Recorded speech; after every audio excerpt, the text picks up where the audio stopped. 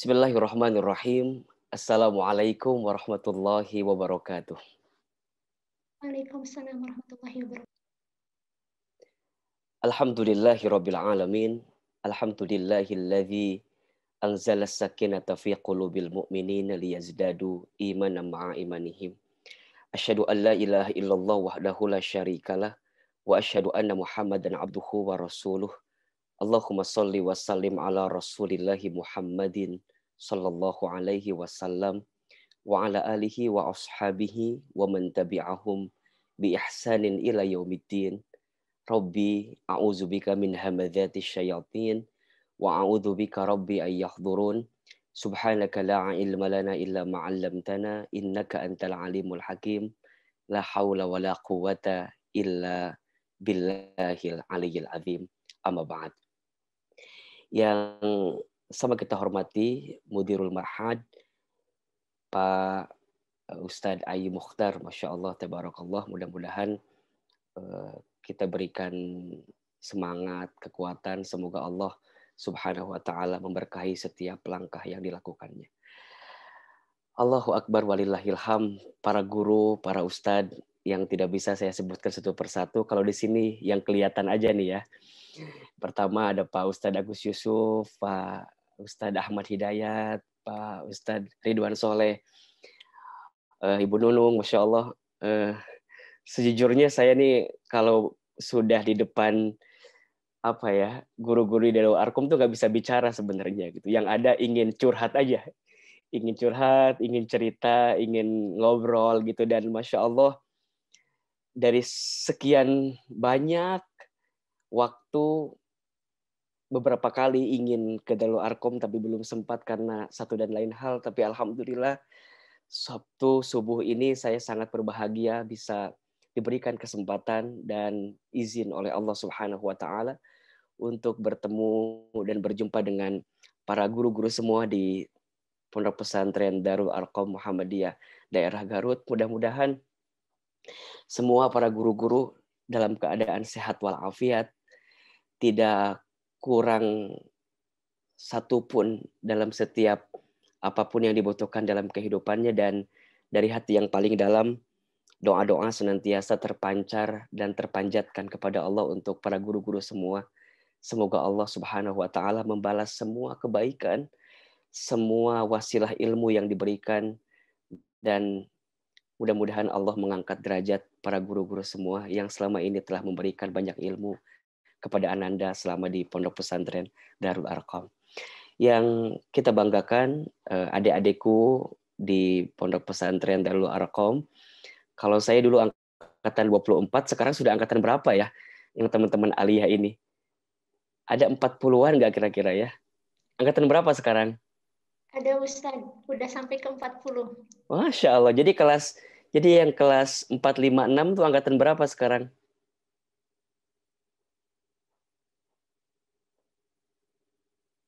Ya, kira-kira angkatan 40-an sekian lah ya. Masya Allah. Angkatan 38 tuh katanya. Angkatan 38 ya, Masya Allah. Jadi cukup lumayan berarti ya. Beda beberapa tahun gitu. Tapi apapun itu, mudah-mudahan jarak angkatan tidak menjauhkan kita, justru mendekatkan kita. Kalau tadi Pak Agus Yusuf menyampaikan jauh di mata, dekat di doa ya. Itu kayak lagunya sinetron tuh, Ikatan Cinta tuh yang lagi ngetren. Gak tahu tuh pada nonton nggak guru-guru yang ada di sana? Mudah-mudahan enggak ya. Allahu Akbar walillahilham. Baik, pada kesempatan subuh hari ini saya merasa bangga sekali diberikan kesempatan oleh para guru di bagian pembinaan untuk memulai hari di teman-teman santri ya. Hari Sabtu ini biasanya menjadi hari yang Masya Allah, ada yang bersemangat dengan Sabtu subuh itu, ada yang kurang bersemangat dengan Sabtu subuh itu. Karena biasanya setelah hari Jumat cukup melelahkan, kemudian Sabtu subuh teh Masya Allah gitunya, godaan teh luar biasa. Harus bangun pagi-pagi, subuh-subuh, kemudian lari dan segala macam. Biasanya mah kalau pelajaran Sabtu subuh teh posisinya sama semua gitu. Tangan ke depan, nu hiji disedakepkeun, kemudian tidur di atas bangkunya gitu. Dulu itu mah dulu ya. Mudah-mudahan sekarang mah udah nggak ada yang begitu gitu. Tapi kelihatannya angkatan-angkatan sekarang mah enggak lah ya. Nggak jauh beda sih, biasanya begitu juga.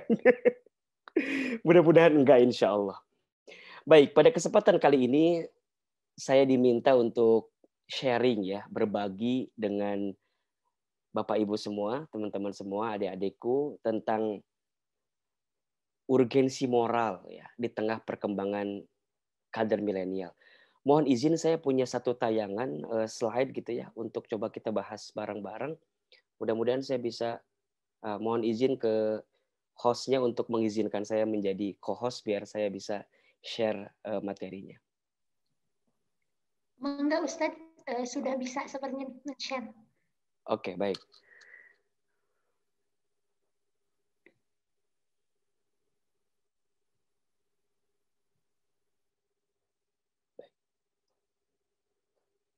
Apakah sudah terlihat materinya atau belum? Sudah, alhamdulillah Ustadz. Oke, sudah ya. Baik, Bapak Ibu, teman-teman sekalian yang dirahmati Allah Subhanahu wa taala, mohon izin dan mohon maaf jika pada pemaparan nanti ada sesuatu yang kurang dan mungkin sesuatu yang tidak mencakup dari apa yang menjadi pembahasan kita pada subuh kali ini, tapi mudah-mudahan bisa menguatkan khususnya untuk adik-adikku, teman-temanku di santri Darul Arqam gitu ya, agar bisa memiliki hazanah untuk menghadirkan nilai-nilai terbaik terutama pada akhlak gitu. Yang memang hari ini bicara akhlak adalah satu topik yang harus menjadi perhatian bagi kita semua karena di antara persoalan dan kemudian juga krisis di tengah-tengah kita hari ini adalah krisis akhlak gitu. Maka mudah-mudahan materi kita kali ini bisa menguatkan kita semua untuk menghadirkan akhlak yang baik khususnya untuk teman-teman milenial di tengah kondisi yang seperti ini. Baik, saya akan mulai dengan satu pertanyaan. Ada istilah generasi milenial, benarkah nggak ada akhlak katanya? Ya, jadi ada istilah katanya nggak ada akhlak, sekarang sudah hilang akhlak dan segala macam. Boleh jadi ini pertanyaan yang tidak bisa dibuat general gitu ya, karena tidak juga kita memukuli semua teman-teman yang ada di kalangan milenial itu tidak ada akhlaknya misalnya gitu. Tetapi boleh jadi fenomena-fenomena yang hari ini ada bisa mengantarkan kita pada satu pemikiran dan juga perenungan gitu tentang bagaimana kondisi anak-anak kita saat ini dan ke depannya gitu. Jika kita melihat di antara fenomena yang ada gitu ya, ada istilahnya fenomena generasi milenial dan media sosial. Karena ketika bicara milenial, ketika bicara kondisi anak-anak kita saat ini tidak bisa lepas dari yang namanya media sosial. Gitu. Ada beberapa fakta yang kemudian coba kita lihat dan kita analisa, kemudian ini muncul di tengah-tengah anak-anak kita. Gitu. Pertama, jika zaman dahulu orang menutup aibnya rapat-rapat, saat ini dengan terang-terangan bebas setiap orang ingin mengekspos atau mempertontonkan apa yang dalam tanda kutip menjadi aib dan kekurangannya. Dan itu bisa kita lihat di media sosial gitu ya. Kemudian fenomena yang lain, saat ini muncul ada sikap gitu ya, mudah saling menghujat satu sama lain hanya karena berbeda cara pandang, pilihan, atau keyakinan. Atau fenomena lain, banyak hal yang kurang pantas namun dianggap wajar karena kebanyakan orang melakukannya.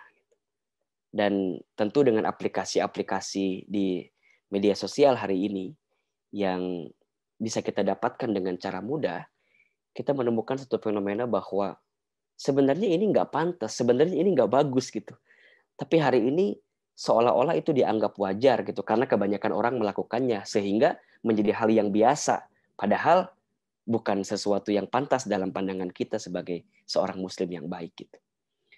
Kemudian fenomena lain ada satu kesenjangan gitu ya, terutama pada sisi adab baik kepada orang tua, kepada guru, dan kepada orang yang lebih tua, semakin hilang gitu dan terasa sulit untuk dihadirkan.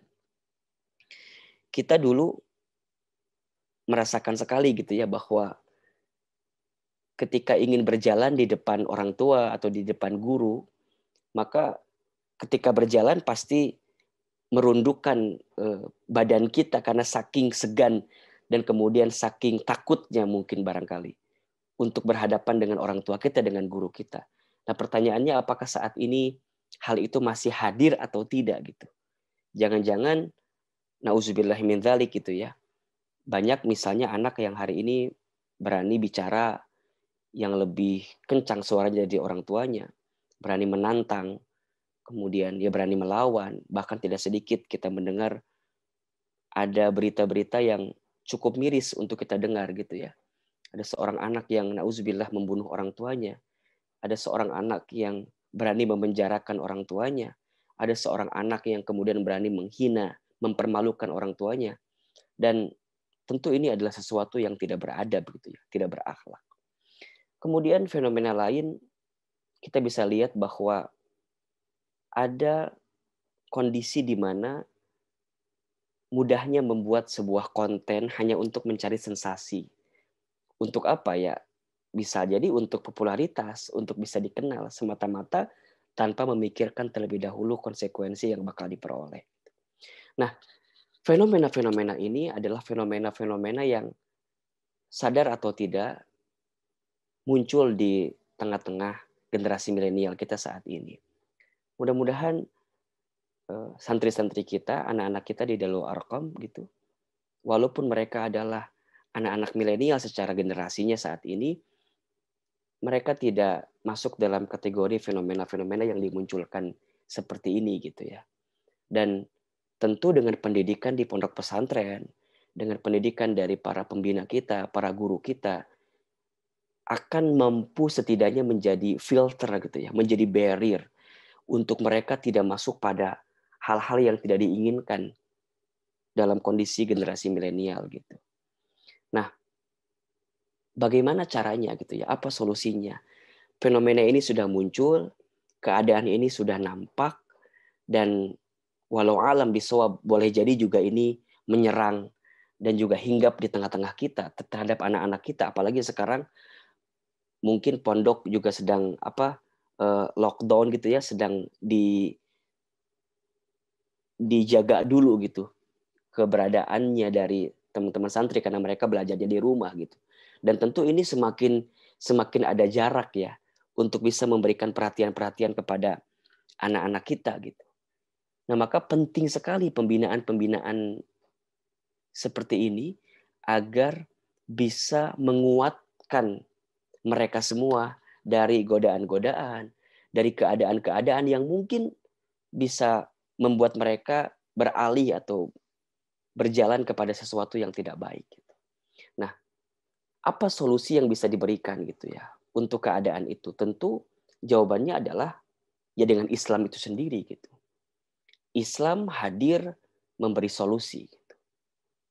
Islam hadir membawa tata aturan yang bisa mengarahkan kepada aturan yang baik dalam kehidupan. Islam hadir mampu merubah satu peradaban yang tidak beradab kepada peradaban yang penuh dengan adab gitu. Sebagaimana kita bisa lihat di surat Al-Jathiyah ayat 18, Allah Subhanahu wa taala berfirman, A'udzubillahi minasyaitonirrajim, bismillahirrahmanirrahim, "Tsumma ja'alnaka 'ala syari'ati minal amri fattabi'ha wa la tattabi' ahwa'al ladzina la ya'lamun." Kata Allah, kemudian kami jadikan kamu berada di atas suatu syariat, aturan dari urusan agama itu. Maka ikutilah syariat itu. Dan janganlah kamu ikuti hawa nafsu orang-orang yang tidak mengetahui. Solusi dari keadaan kita saat ini, khususnya untuk teman-teman kita, adik-adik kita, anak-anak kita di generasi milenial adalah Islam itu sendiri gitu. Bahwa Islam dengan segala bentuk tata aturannya itu mengatur setiap aspek kehidupan kita. Dan begitu sempurnanya agama ini, Tidak ada satupun aspek kehidupan kita yang tidak ada aturannya dalam Islam. Tidak ada satupun. Semuanya diatur oleh Islam. Dari mulai perkara yang kecil sampai perkara yang besar, itu diatur oleh Islam. Mohon maaf misalnya, dari aturan soal masuk kamar mandi, keluar kamar mandi, itu ada aturannya dalam Islam. Dari mulai aturannya adab sebelum makan, ketika makan, setelah makan, itu ada aturannya dalam Islam. Keluar rumah, saat di luar rumah, saat nanti masuk lagi ke rumah, itu ada aturannya dalam Islam.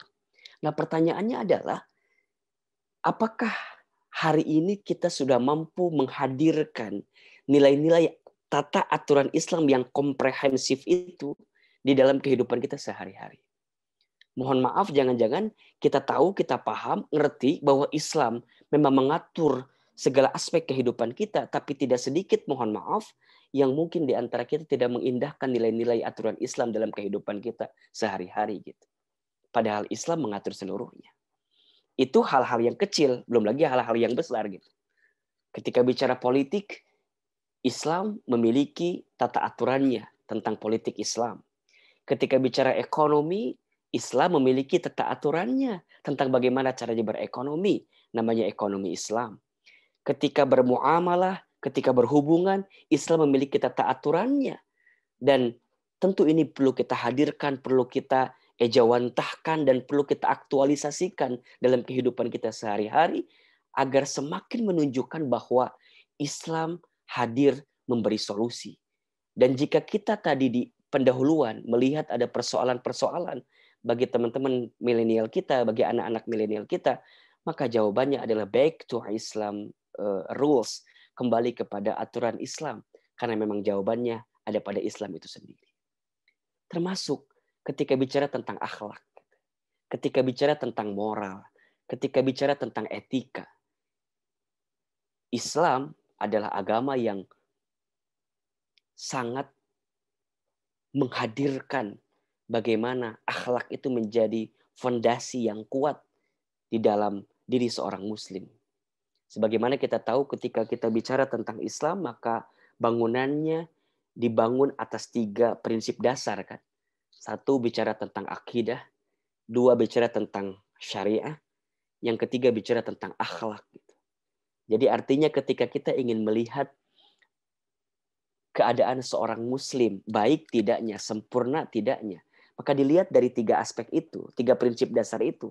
1, dilihat bagaimana akidahnya, ya, bagaimana dia memiliki keterikatan hati, keterikatan dirinya bersama dengan Allah Subhanahu wa taala, bahwa apa yang dilakukannya untuk Allah, bahwa apa yang dikerjakannya sesuai dengan aturan Allah, bahwa apa yang menjadi fondasi niat di dalam aktivitasnya hanya untuk Allah. Maka ada istilah dari Allah, karena Allah, untuk Allah, Allah lagi, ya, Allah terus. Karena itu berkaitan sejauh mana kita bisa diterima atau tidak dari amal yang kita lakukan. Dan itu sangat berkaitan dengan akidah kita. Bicara syariah berarti bicara tentang jalan hidup gitu ya. Bicara tentang tata aturan, bicara tentang apa yang menjadi koridor yang Allah perintahkan dalam kehidupan kita tentang syariah itu sendiri. Sampai kemudian akhlak. Akhlak itu bicara tentang etika, bicara tentang estetika dalam kehidupan yang mampu menampilkan diri kita menjadi pribadi-pribadi yang baik di hadapan Allah, ya, di hadapan manusia dalam kehidupan kita sehari-hari. Maka 3 aspek itu harus dimiliki gitu. Ada akidah, ada syariah, ada akhlak. Nah, salah satunya adalah akhlak yang menjadi topik kita saat ini. Bicara akhlak, Islam hadir menyempurnakan akhlak. Tentu bersamaan dengan hadirnya sosok teladan baginda Nabi Muhammad SAW.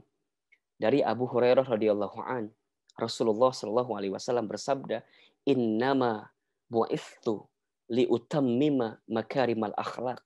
Sesungguhnya aku diutus hanya untuk menyempurnakan akhlak yang mulia. Hadis riwayat Al-Bukhari. Ya. Islam hadir memberikan solusi. Di antara solusi yang kemudian Islam hadirkan adalah bagaimana kesempurnaan akhlak. Jika yang menjadi persoalan kita hari ini adalah akhlak, jika yang menjadi concern kita terhadap anak-anak kita saat ini adalah tentang akhlak, maka jawaban dari itu semua adalah kita kembalikan kepada Islam dan kita kembalikan kepada sosok teladan terbaik dalam Islam, yaitu baginda Rasulullah Muhammad Sallallahu Alaihi Wasallam, karena tidak ada yang paling sempurna akhlaknya dalam kehidupan kita kecuali baginda Rasulullah Muhammad Sallallahu Alaihi Wasallam. Dan ini sesuai dengan apa yang Allah sampaikan di dalam Al-Quran di surat Al-Ahzab ayat 21.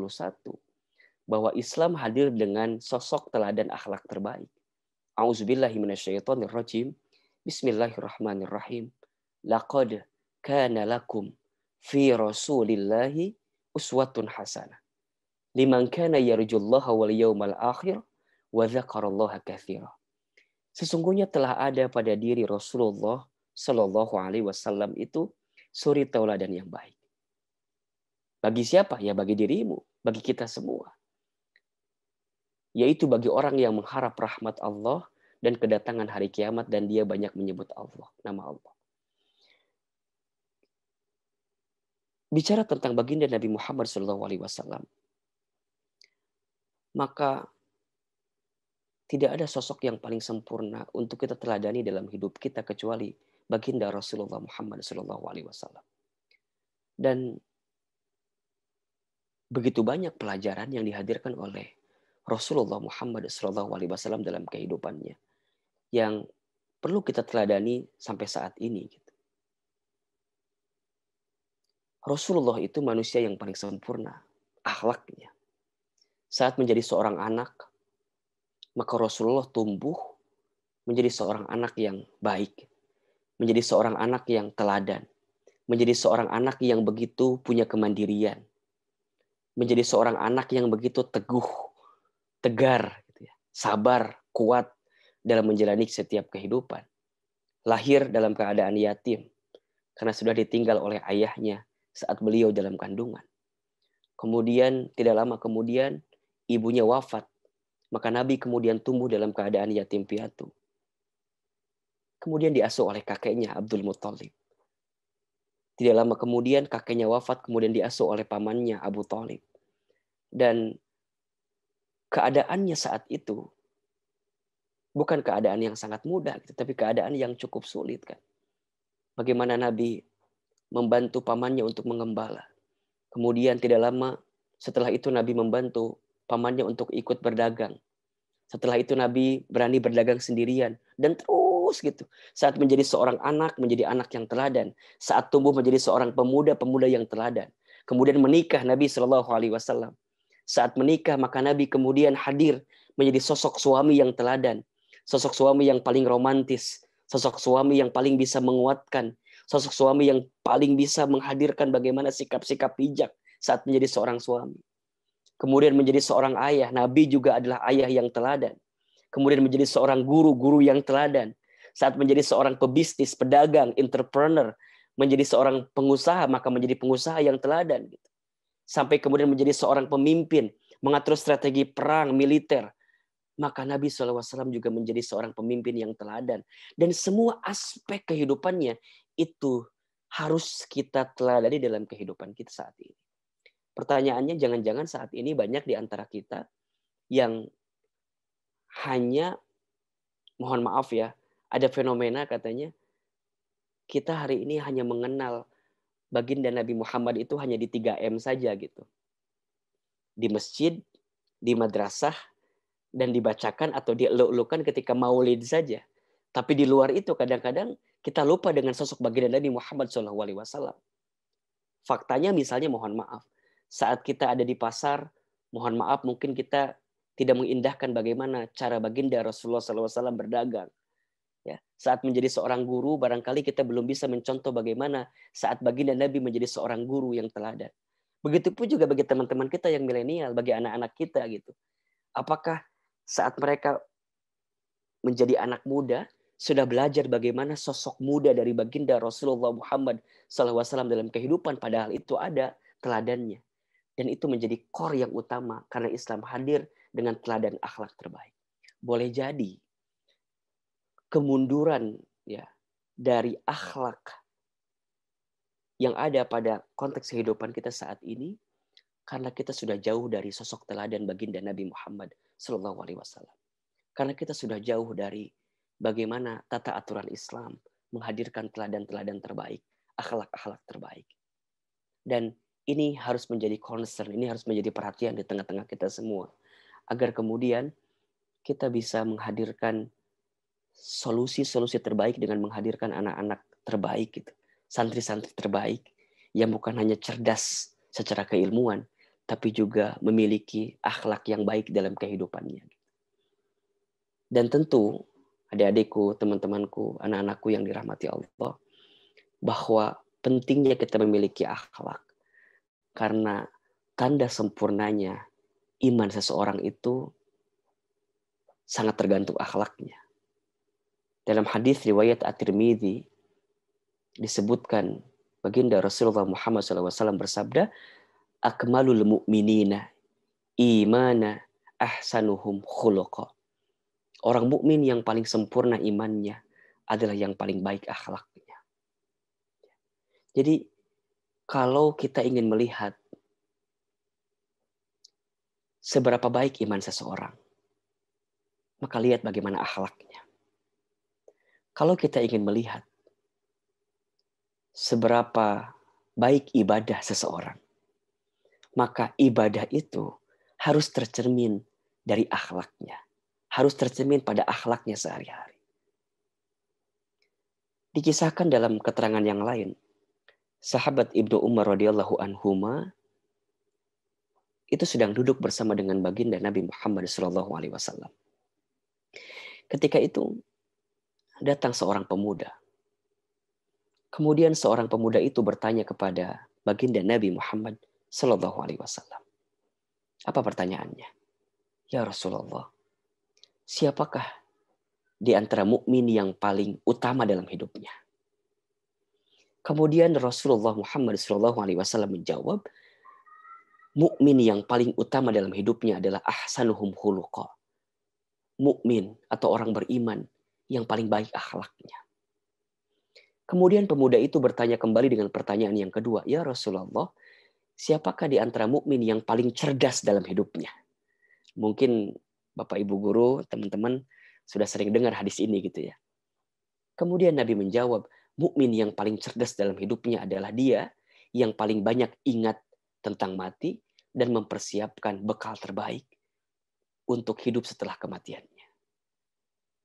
Itu ada rangkaian-rangkaian yang kemudian Nabi gambarkan kepada kita bahwa kesempurnaan iman seseorang, keutamaan hidupnya seorang yang beriman, itu dilihat dari akhlaknya.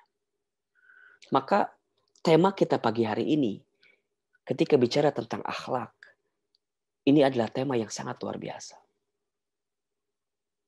Tentu kita berharap bahwa santri-santri kita, anak-anak kita, adik-adik saya, di Pondok Pesantren Darul Arqam memiliki akhlak yang baik. Memiliki moral dan etika yang baik gitu, untuk bisa dihadirkan dalam kehidupannya. Dan keadaan kita saat ini, ketika harus belajar jarak jauh, dan tentu anak-anak kita sedang berada di rumahnya masing-masing, ya adik-adik saya sedang berada di rumahnya masing-masing, ini semakin bisa memperlihatkan gitu, sejauh mana akhlak mereka bisa dihadirkan terutama saat di rumahnya gitu, bersama dengan keluarganya, bersama dengan ayah ibunya, bersama dengan adik kakaknya, bersama dengan lingkungan keluarganya gitu. Dan tentu ini adalah harapan-harapan setiap orang tua gitu, bahwa ketika seorang anaknya dimasukkan ke pesantren, mereka mendapatkan ilmu-ilmu ya agama yang baik ketika di pesantren. Mereka bukan hanya ingin menjadikan anaknya pinter, tapi yang paling penting menjadikan anaknya benar gitu ya. Karena yang pinter belum tentu benar, tapi insya Allah yang benar itu pasti pinter. Hari ini kita nggak kekurangan orang-orang pinter gitu ya. Banyak orang-orang pinter. Tapi hari ini barangkali kita kekurangan orang-orang yang benar. Kita kekurangan anak-anak muda yang benar, yang bisa menghadirkan akhlak-akhlak terbaik dalam kehidupan. Maka dari fondasi framework berpikir di atas gitu ya, saya sangat merasakan bahwa selama di pondok pesantren Darul Arqam, nilai-nilai akhlak yang ditanamkan oleh guru-guru kita ya, oleh ustadz-ustadz kita selama di pondok pesantren Darul Arqam itu sampai hari ini begitu membekas gitu. Dan itu yang tanpa sadar semakin kuat keberadaannya. Justru bukan saat kita masih di DA gitu, tapi justru pas saat kita sudah keluar dari DA, Allahu Akbar, begitu luar biasa didikan-didikan yang diberikan oleh guru-guru kita, oleh para pembina kita. Kerasnya mereka, disiplinnya mereka, dan semua nilai-nilai yang seringkali mereka hadirkan selama kita di Darul Arqam itulah yang kemudian tanpa kita sadar, oh iya, ternyata hikmahnya, buahnya. Kenapa dulu harus dibangunkan dengan cara, misalnya mohon maaf gitu ya, kum, dikit-dikit kita harus bangun lagi. Kemudian kita pura-pura tidur lagi, dibangunkan lagi. Ya Allah, ya Rob, ternyata hikmahnya saat ini gitu ya. Ada nilai-nilai kebaikan yang begitu luar biasa. Kenapa di DA kita dulu belajar lama sekali gitu ya, disebut dari jam 5 sampai jam 9 malam gitu. Seakan-akan tak henti-hentinya belajar. Capek, iya. Tapi ternyata kebiasaan-kebiasaan itulah yang kemudian menghadirkan nilai-nilai terbaik itu yang hari ini bisa kita dapatkan. Biasa dengan kesibukan yang luar biasa menjadi tidak biasa kalau kita nggak punya kesibukan. Kan di DA biasa sibuk gitu ya, biasa capek, biasa lelah, maka saat keluar kesibukan itu menjadi sesuatu yang sangat dirindukan oleh kita semua gitu. Ya.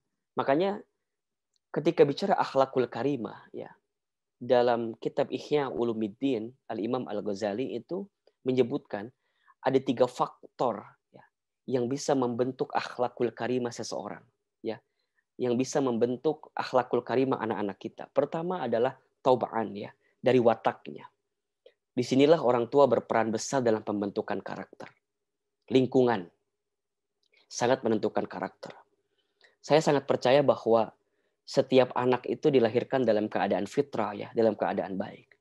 Sebagaimana kita mendapatkan dalam keterangan hadis misalnya, kullu mauludin yuladu 'alal fitrah. Setiap anak itu dilahirkan dalam keadaan fitrah, dalam keadaan baik. Ya. Maka keadaan lingkungannya lah yang membuat mereka Yahudi, Nasrani, Majusi gitu. Disinilah pentingnya bagaimana pendidikan dari orang tua, pendidikan dari orang-orang yang berada di lingkungannya untuk menghadirkan watak terbaik bagi seorang anak itu. Yang kedua, i'tiyadan, ya. Kebiasaan yang dilakukan secara terus-menerus akan menjadi karakter. Dan yang ketiga, ta'alluman, pembelajaran. Jika seseorang ada di lingkungan dan pergaulan yang baik, maka ia akan menjadi baik.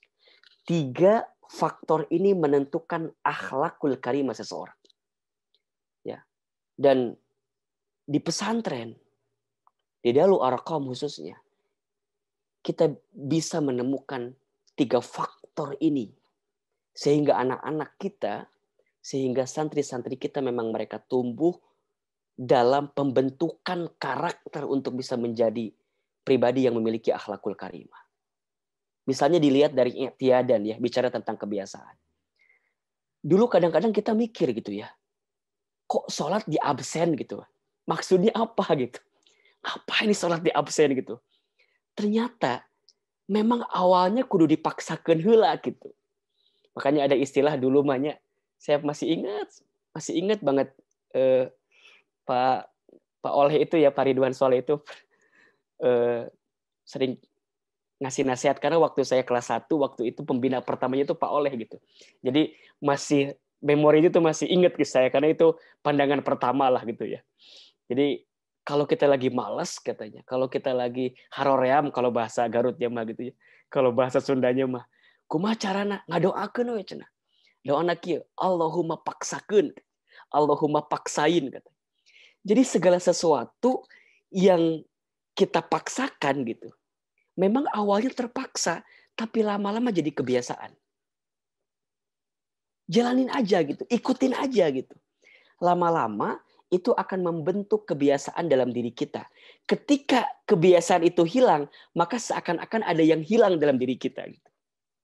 Contoh misalnya, waktu di DA, kita sangat dijaga ya, sholat gitu ya.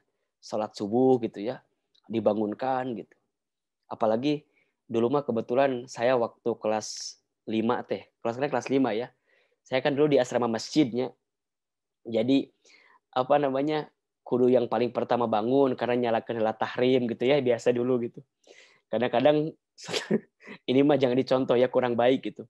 Setelah nyalain tahrim di asrama masjid, kemudian kita lari ke asrama umum dengan teman-teman lain karena masih ngantuk, tapi kita kan di masjid nggak enak gitu ya. Kemudian lari ke asrama ke tempat teman-teman lain gitu. Pas di asrama ketemu dengan pembina, balik lagi ke masjid gitu. Kadang-kadang ke sholat subuh teh nunutan teh gitu ya. Ke sholat subuh tuh kadang-kadang mungkin capek teh, lelah teh. Tapi ketika dijalani, ketika dipaksakan, itu menjadi sesuatu yang tidak bisa lepas dalam diri kita. Hari ini, kalau kita nggak sholat subuh, kalau kita kesiangan, itu seakan ada yang hilang gitu dalam diri kita. Nah sekarang pertanyaannya, mohon maaf ya, adik-adik saya, teman-teman saya di DA nih, yang sekarang sedang di rumah, yang waktu di DA dulu dipaksa sama pembinanya, sekarang kumaha ya di rumah. Ada muncul pembiasaan itu atau enggak gitu. Ada rasa bahwa nanya di DA mah baheula teh aku teh bangun cepet-cepet gitu ke masjid. Nah sekarang di rumah kumaha ya? Punten nih para orang tua, ayah bunda, kumaha di rumah nak?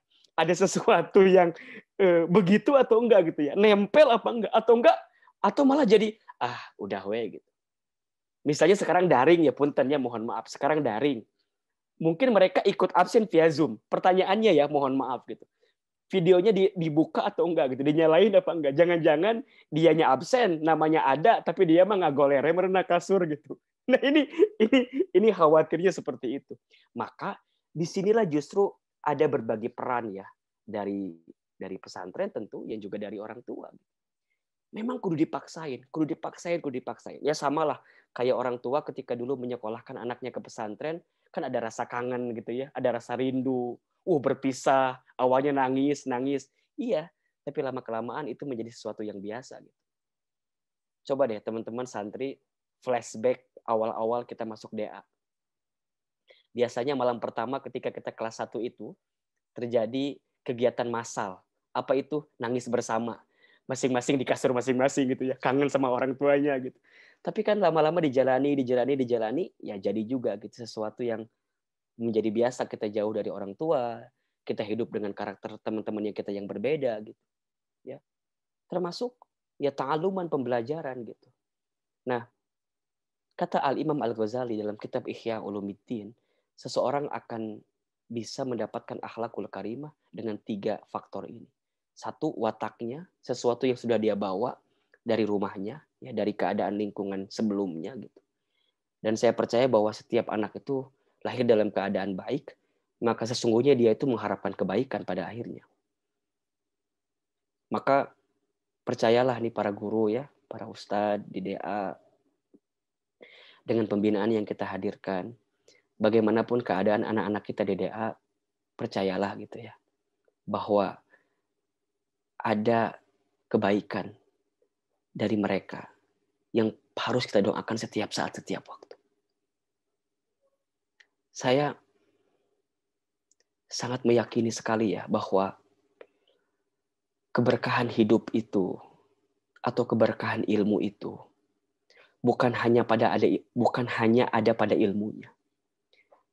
Tapi yang paling saya rasakan itu ada pada doa-doa dari guru-guru kita semua.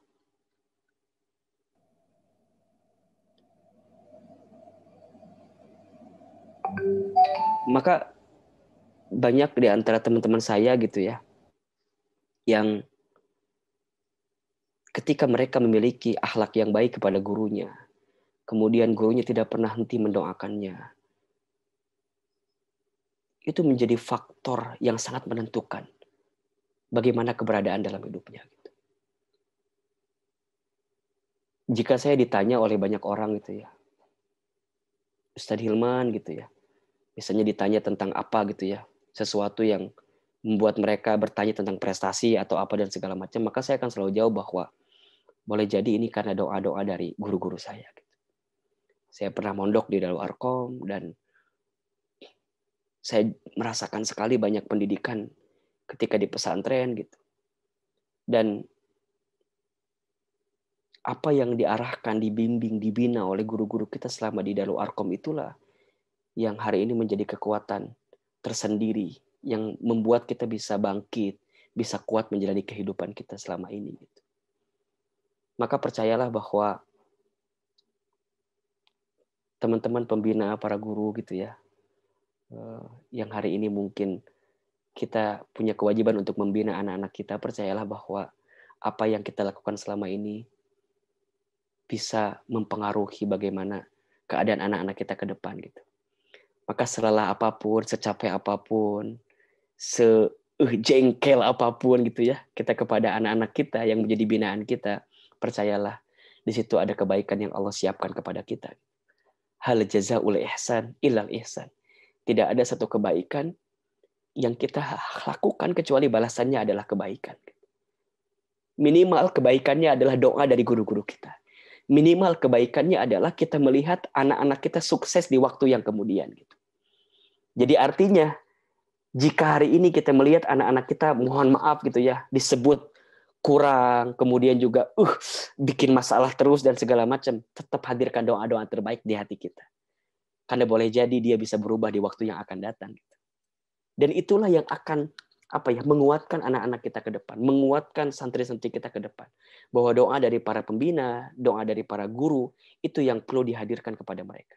Termasuk bagi anak-anak kita, termasuk bagi santri-santri kita. Anda hebat, Anda pinter, Anda cerdas, dan Anda punya karir luar biasa nanti ke depan, jangan pernah lupakan guru-guru Anda. Gitu. Jangan pernah lupakan para pembina kita. Karena justru dari mereka lah kita mendapatkan pembelajaran-pembelajaran terbaik dalam kehidupan kita.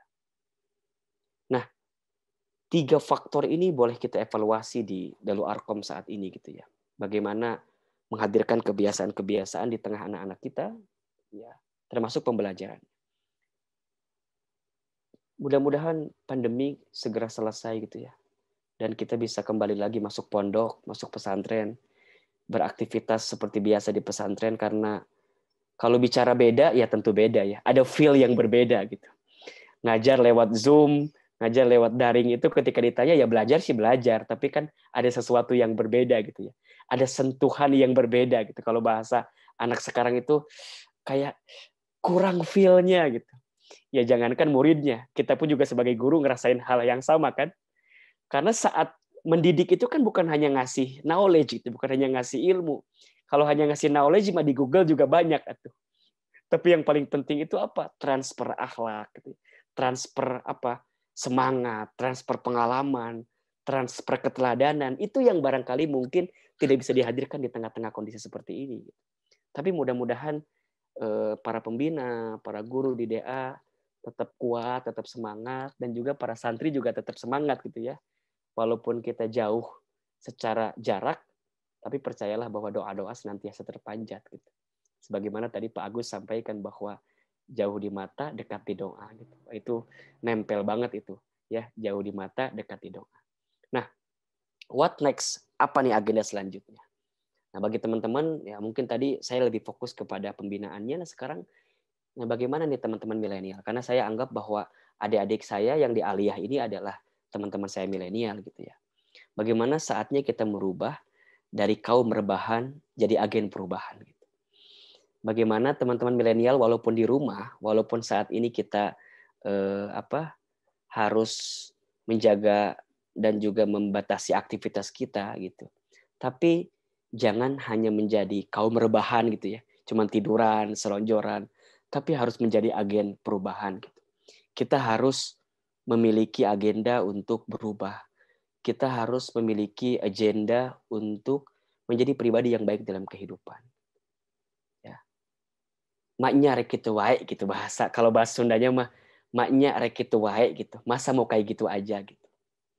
Jujur ya, ini kalau boleh sharing dan cerita sedikit. Ahilman itu dulu waktu di DA merasakan perubahan yang begitu dahsyat gitu ya, luar biasa ketika kelas 1 SMA.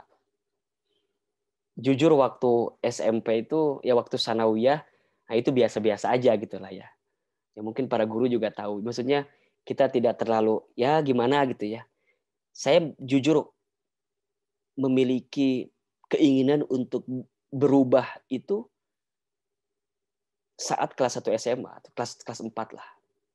Dulu itu dimulai dengan satu event di DAI itu kan ada satu apa kalau salah, mungkin sekarang mudah-mudahan masih ada gitu ya. Dulu itu sepertinya masih ada sekarang ya. Ada namanya Korps Mubalighah Remaja KMR. Ahilman tuh mantan KMR gitu.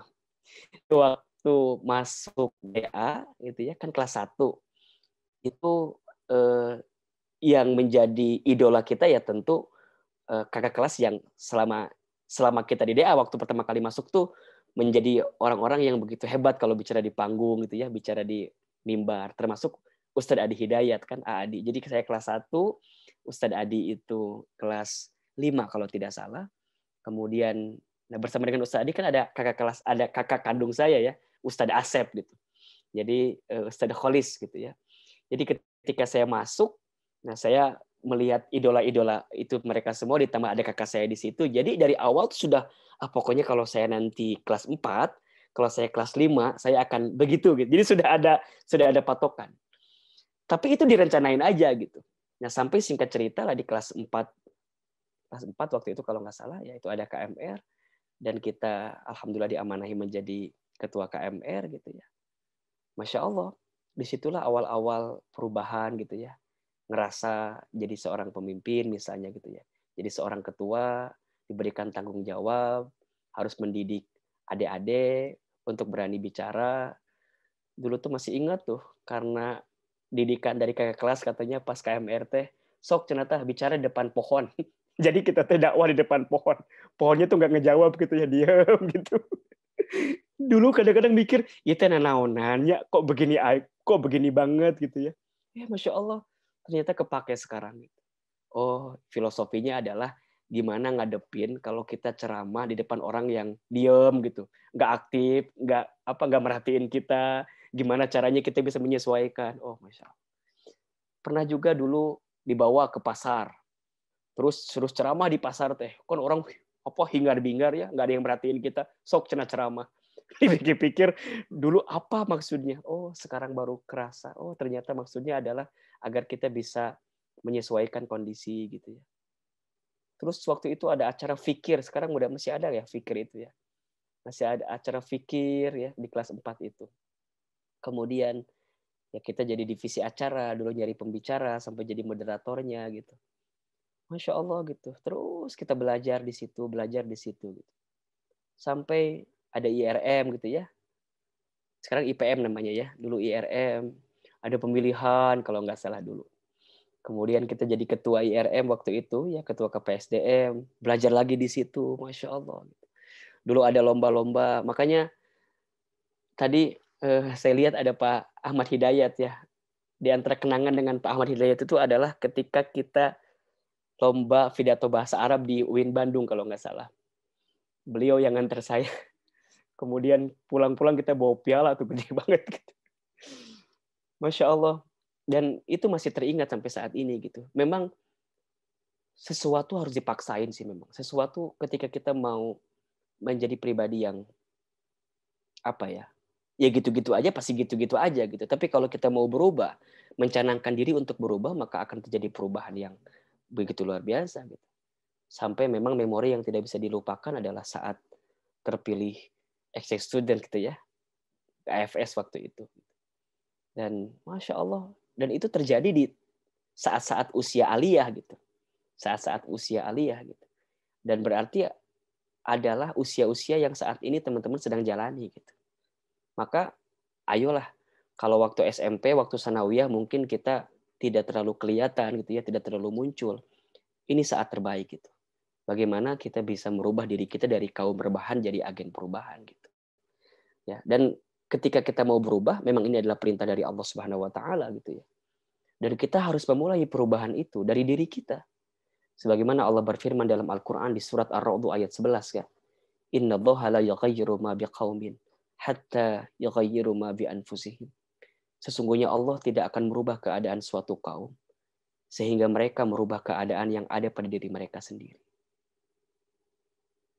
Darul Arqam, ya pesantren kita sudah memberikan fasilitas pembelajaran yang sangat luar biasa. Tapi perubahan tentang diri kita, teman-teman sekalian, itu tergantung tentang diri kita, tergantung kepada kita. Kita mau berubah enggak gitu?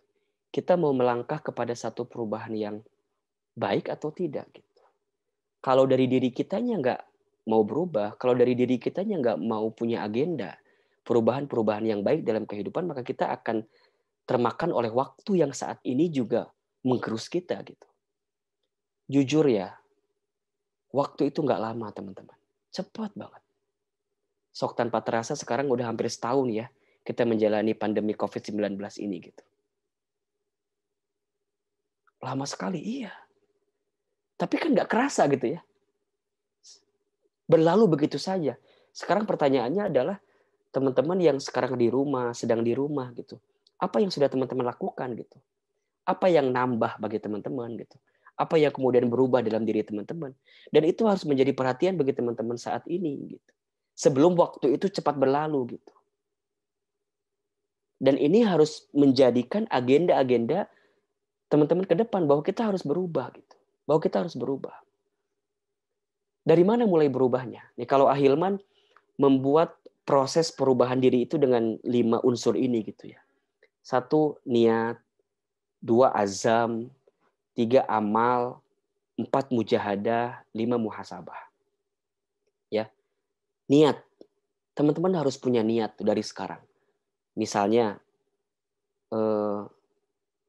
jika ada di antara teman-teman hari ini yang mungkin kelas 3 gitu ya, atau kelas 6 yang mau melanjutkan ke perguruan tinggi, niat dari sekarang.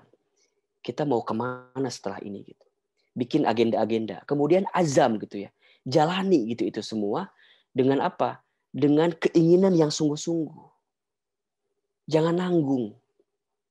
Karena sesuatu yang nanggung, sesuatu yang tidak terlalu serius dilakukan itu pasti tidak akan membawa dampak yang signifikan dalam kehidupan kita. Ya. Kemudian lakukan gitu. Setelah kita punya niat, kemudian kita punya kesungguhan di dalam menjalankan itu, kemudian kita lakukan gitu. Tapi kan kia. Teman-teman sekalian, kadang kita harus mendobrak sesuatu yang tidak biasa agar menjadi kebiasaan bagi kita gitu. Dan teman-teman bisa lakukan itu dari sekarang. Ya. Kemudian mujahadah sungguh-sungguh sampai nanti evaluasi diri apa yang bisa kita lakukan. Dulu saya waktu di DA begitu termotivasi gitu. Ketika lulus, pokoknya mah kudu beasiswa saya. Kemudian kita ikutan tes ke sini ya, sampai pernah ikutan tes ke Tripoli kan, ke Libya. Allahu Akbar, kemudian kita ikuti jalani tesnya. Tapi itu bukan sesuatu yang tiba-tiba datang, tapi dipersiapkan dari masa-masa aliyah gitu. Kita belajar yang kuat, kita persiapan apa yang menjadi amunisi kita agar bisa tembus ke perguruan tinggi itu dan segala macamnya gitu. Dan itu bisa kita dapatkan kalau kita punya niat yang benar, kalau kita punya azam yang benar, kita amalkan apa yang menjadi niat kita, sungguh-sungguh menjalaninya, mujahadah kepada Allah, kemudian muhasabah, kita evaluasi diri, apa yang kira-kira kurang dalam diri kita ke depan. Ya. Nah, dari mana kita mulai perubahannya? Kalau Ahilman, mulainya dari sini gitu ya. Apa yang kita rasakan mempengaruhi apa yang kita pikirkan. Apa yang kita pikirkan mempengaruhi apa yang kita ucapkan. Apa yang kita ucapkan mempengaruhi apa yang kita lakukan. Apa yang kita lakukan mempengaruhi kebiasaan dan karakter kita. Kebiasaan dan karakter kita lah, itulah yang mempengaruhi nasib kita. Mulailah dari hati. Akhlak, ya, hati kita. Belajarlah untuk husnuzon. Gitu ya. Belajarlah untuk terus yakin, nggak mudah putus asa, selalu punya harapan-harapan yang baik dalam hidup. Gitu. Dari hati kita. Kemudian dari pikiran kita. Sampai dari ucapan kita. Lakukan kebiasaan-kebiasaan baik kita. Maka itu akan menjadi karakter kita. Jika karakter ditumbuhkan dari sejak dari di DA, di pesantren, dengan semua kebiasaan-kebiasaan baik kita, maka akan mengantarkan pada nasib kita nanti ke depan. Teman-teman percayalah bahwa apa yang hari ini teman-teman tanam di DA, apa yang hari ini teman-teman lakukan di DA, itulah yang akan teman-teman panen ketika nanti keluar dari DA. Saya ulangi ya. Apa yang hari ini teman-teman, adik-adikku, anak-anakku, kalian lakukan di DA, kalian pelajari di DA, kalian dapatkan di DA, itulah yang akan teman-teman tuai dan dapatkan nanti keluar dari DA. Maka jangan sia-siakan kesempatan ketika teman-teman masih menjadi santri di Pondok Pesantren Darul Arqam. Lakukan yang terbaik, berikan yang terbaik, jalani dengan cara yang baik, maka pasti kita akan mendapatkan yang baik-baik ketika nanti keluar dari Pondok Pesantren Darul Arqam. Ya. Yuk mulai hari ini kita buat kebiasaan baru. Jika hatimu dulu penuh dengan kemarahan dan kedengkian, maka isi hatimu ke depan dengan kelembutan dan kelapangan. Kita tahu kondisi hari ini tidak mudah gitu ya. Tetapi tetap hadirkan akhlak yang baik dalam kehidupan kita, minimal dari akhlak yang baik. Bertutur sapa dengan guru-guru kita, doakan mereka, minta kebaikan dari mereka. Jika ibadahmu dulu sering dilalaikan, maka hiasi ibadahmu ke depan dengan ketaatan dan keikhlasan.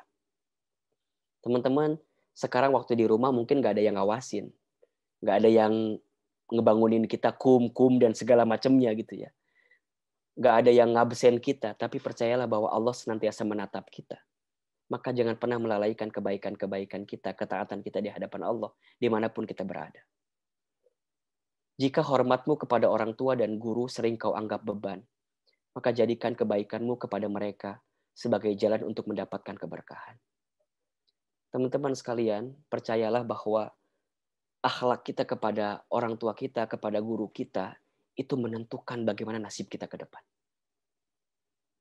Dan saat guru-guru kita, orang tua kita mengucapkan hal-hal yang baik untuk kita, maka itu bisa menjadi kekuatan yang mewujudkan kenyataan pada diri kita. Boleh sedikit saya cerita ya. Jadi Ahilman itu dulu almarhumah ibunda ya, itu punya penyakit stroke ringan gitu. Dan kalau dulu libur dari pesantren itu ketika saya pulang ke rumah gitu ya, ke Wanaraja gitu ya, dari DA ke Wanaraja gitu. Di antara kebiasaan saya adalah menyuapi ibu saya gitu, karena ibu saya itu kalau makan pengen disuapin sama saya gitu. Ada satu masa di mana ibu saya itu kalau setiap habis subuh suka nonton TV gitu ya. Nonton TV-nya nonton ceramah. Ketika nonton ceramah itu, kemudian saya suapi, ibu saya pernah bilang begini, Mama, saya bilang, gimana enak makan enak. Terus kata mama saya, Iman, Mama doain ya, nanti Mama bisa lihat Iman ceramah di TV, kayak Ustadz itu gitu. Jadi nyebutin Ustadz itu. Dulu tuh kalau nggak salah, Ustadz Arifin Ilham almarhum. Di TPI acaranya waktu itu. Kata ibu saya, nanti Mama doain ya, Iman bisa ceramah di TV kayak Ustadz itu. Terus saya jawab waktu itu, mah kumah carana atuh. Orang Wanaraja, orang Garut, ke Jakarta asa teka bayang gitu ya. Nggak kebayang gitu. Dan tentu kondisi kita dulu bukan kondisi yang mungkin keluarga yang berada gitu ya. Ya termasuk keluarga yang mungkin cukup lah gitu ya. Maka saya bilang, gimana caranya mah gitu. Kata ibu saya, cenah, aminkeun we cenah. Aminkeun we eta bahasa aminkeun we gitu. Terus saya bilang, amin ya mah, amin ya mah. Teman-teman tahu ya, mungkin alhamdulillah hari ini Allah berikan kesempatan gitu ya. Tiap hari mungkin teman-teman bisa lihat ya di TVRI, kita mendampingi para guru-guru di acara Serambi Islami. Ketika orang nanya, gimana caranya, kok bisa dan segala macam.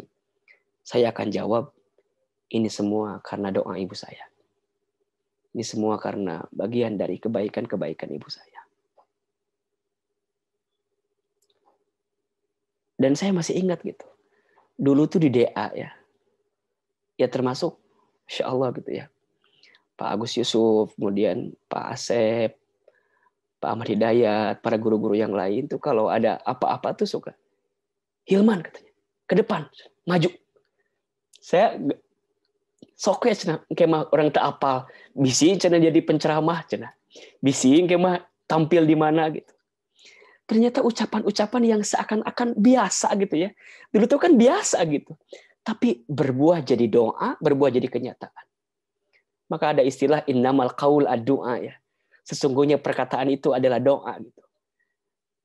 Dan tanyalah kepada guru-guru di DA gitu ya, bagaimana Hilman waktu di DA gitu. Saya itu dulu kalau ada pertanyaan gitu ya, siapa yang mau nanya, maka saya yang pertama kali ngacung. Siapa yang mau ke depan, saya yang mau ke depan. Dan itu sudah tahu semua gitu.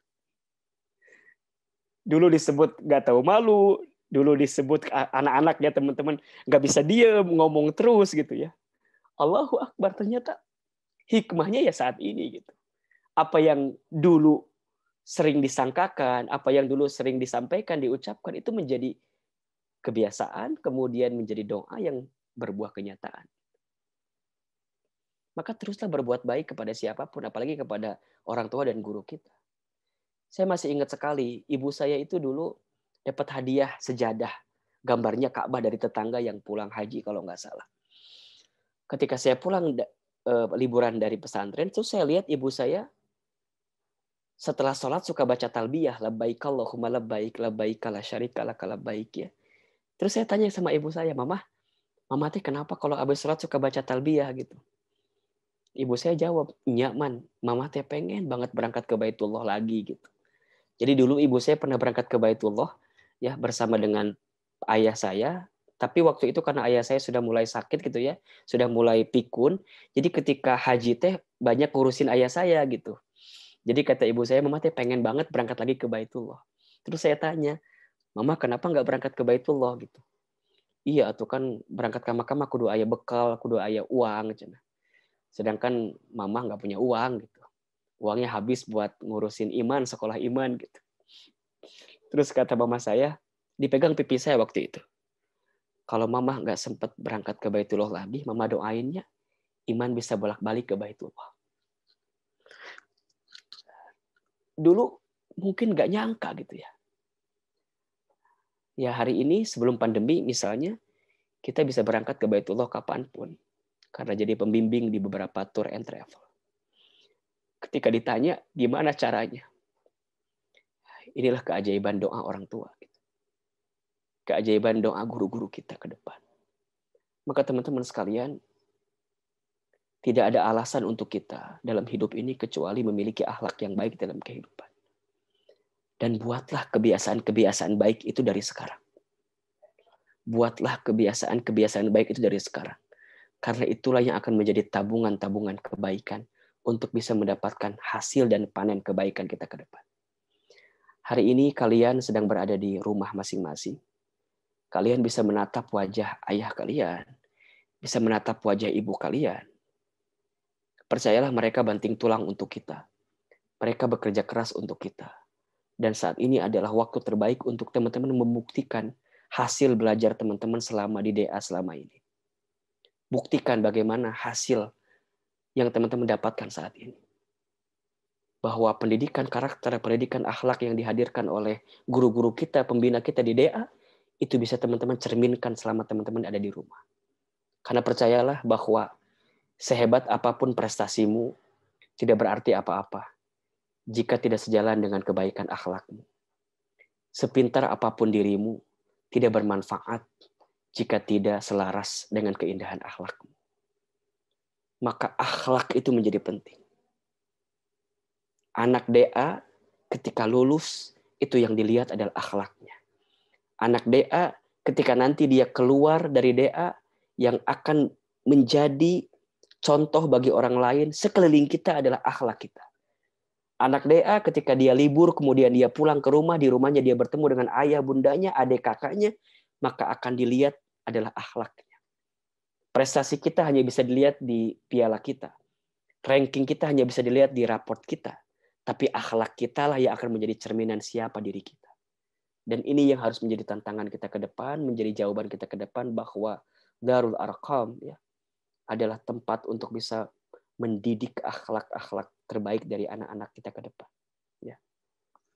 Orang yang tinggi akhlaknya, meskipun rendah ilmunya, maka lebih mulia daripada orang yang tinggi ilmunya tapi kurang akhlaknya.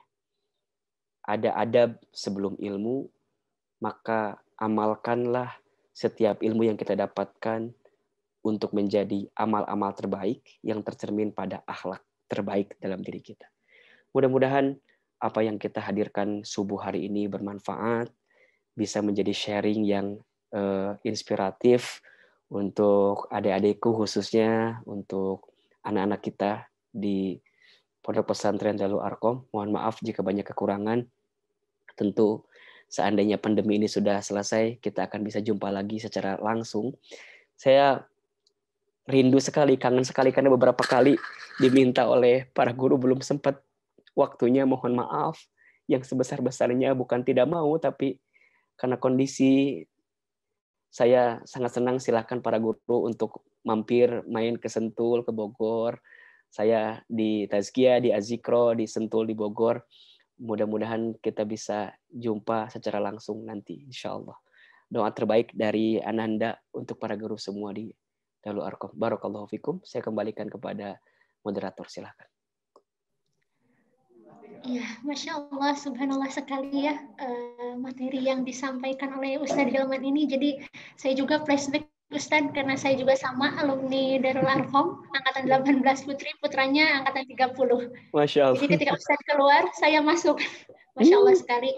Apa-apa yang tadi disampaikan oleh Ustadz, itu memang apa-apa yang kita kerjakan di Darul Arqam itu sedikit banyaknya akan terrealisasi, akan kita panen di masa yang akan datang.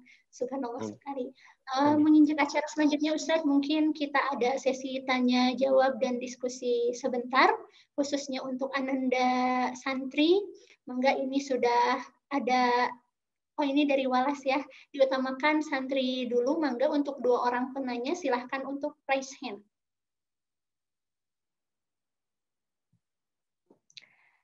Ya, baik, untuk Ananda Arinda dari kelas 6C Putri, silahkan di unmute dan dinyalakan videonya.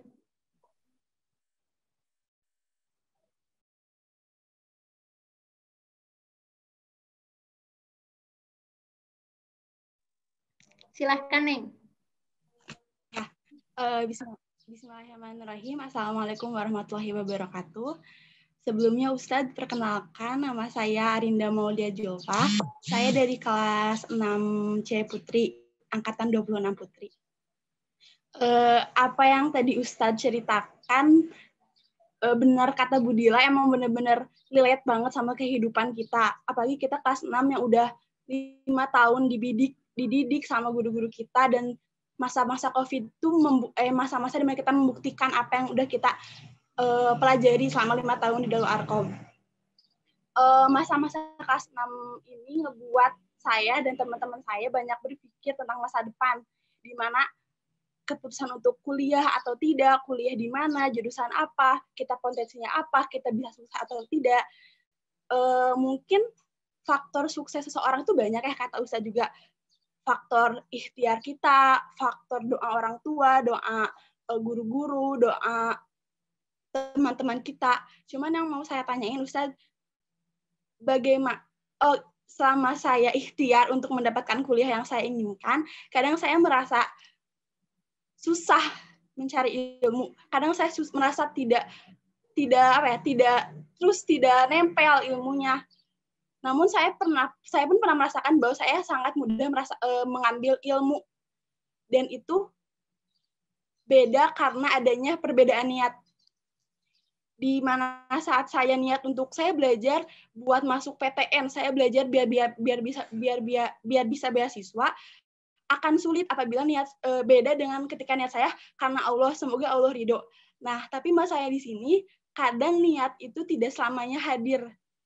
Bahkan tugas menjaga niat kan sebelum melakukan kegiatan, saat melakukan kegiatan, bahkan sesudah melakukan kegiatan. Pertanyaannya, bagaimana sih Ustadz menjaga niat kita untuk belajar, khususnya untuk kelas 6, tetap lillah dan tetap tawakal dengan takdir yang Allah berikan, walaupun nanti mungkin takdirnya saya nggak harus di PTN atau nggak harus dapat beasiswa. gimana saya tetap kuat menjaga niat karena Allah dan mencari ilmu saya tuh berpahala gitu. Udah, Ibu. Ya, terima kasih Ananda Arinda yang sudah menyampaikan pertanyaannya. Ini ditampung dulu saja ya Ustadz, karena ada 2 orang lagi yang bertanya ini. Wah, Masya Allah, ada yang dari santri Sanawiyah ya, kelas 8C Putra, yaitu Fahad Muhammad Ulil Albab. Ya, Mangga. Assalamualaikum Ustadz. Jadi saya itu mau nanya gitu. Kenapa sih kalau kita itu masih belajar itu masih memakai sistem yang paling masih lama gitu, dan sistem yang paling baru.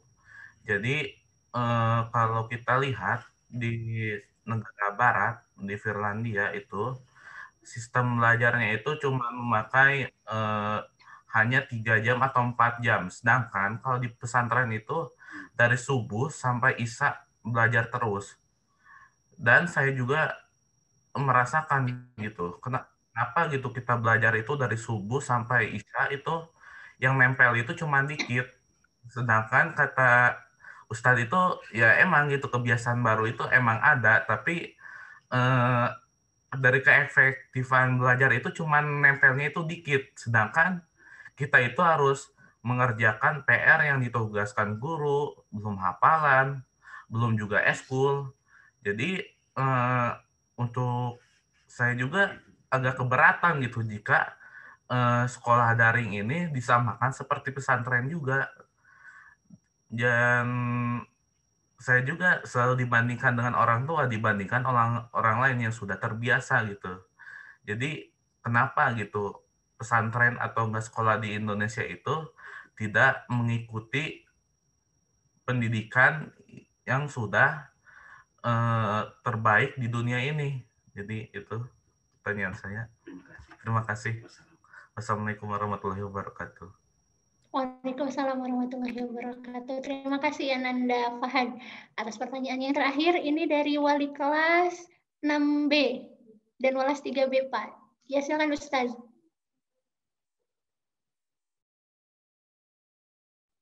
Ustaz Ramdan. Ustaz Ramdan apa? Siap, oke. Ya. Assalamualaikum.